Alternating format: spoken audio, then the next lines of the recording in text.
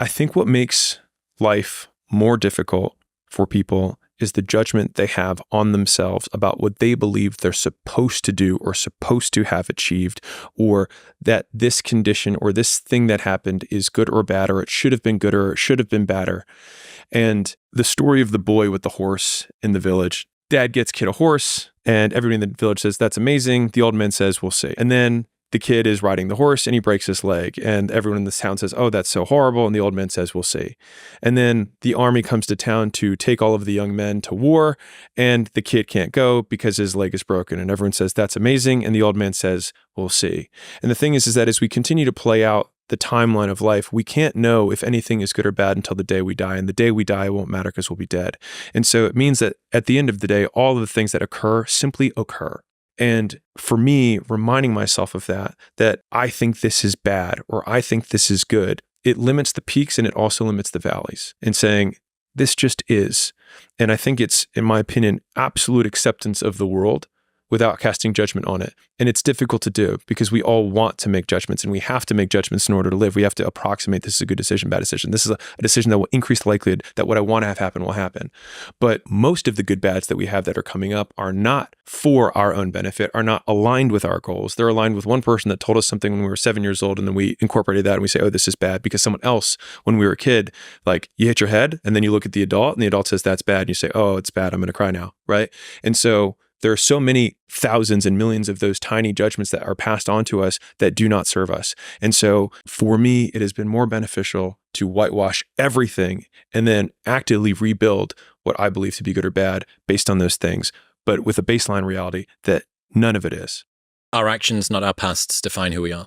Victims see their past as their fate. Champions see their past as their origin story. And so a lot of people are living through their origin story right now, or they're living through the very reason that they'll never be successful, but it could be the exact same situation. And the only difference between either character is the actions they choose to take, which means that if you're using Joe Rogan's frame, waking up in your main player character today in this moment, as weird of a construct as this is, the past doesn't exist. Just gone. It's not anywhere.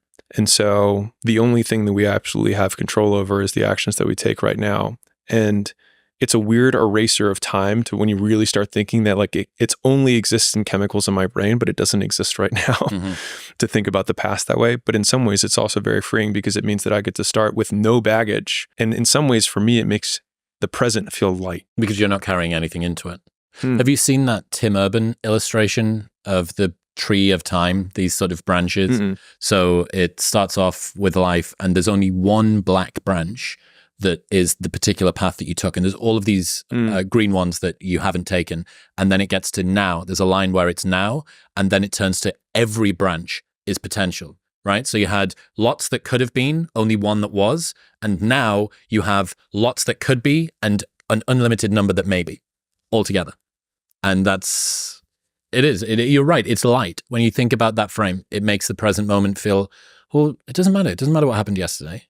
It doesn't matter what happened when I was a kid. It doesn't matter. It only matters if you make it matter. I have led a toothless life.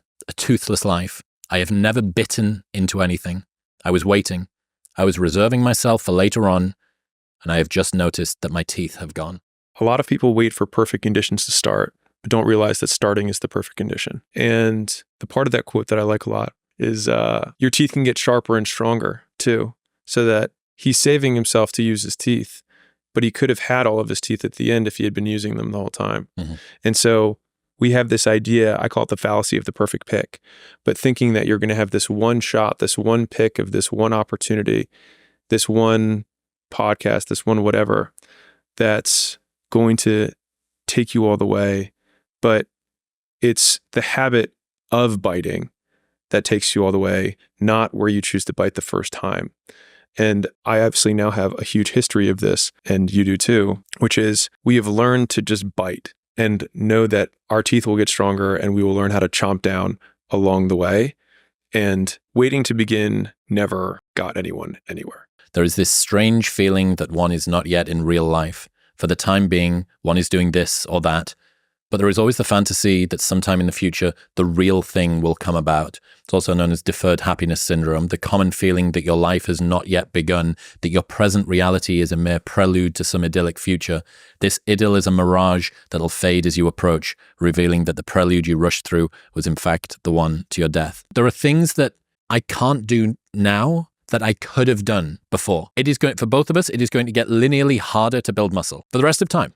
It's never going to be as easy as it was 10 years ago to build muscle. And you go, okay, well, that's an argument for starting sooner. And the same thing goes for becoming more psychologically healthy, for becoming more balanced, for becoming more wealthy, for investing in good habits, friends. Oh, God, Christopher Hitchens.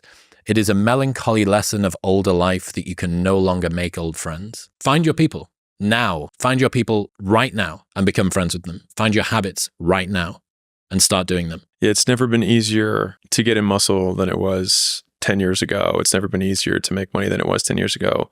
But it'll also never be easier than it is right now. It'll only get harder. And so that's actually like a pretty strong impetus to do it now. It'll literally never get easier.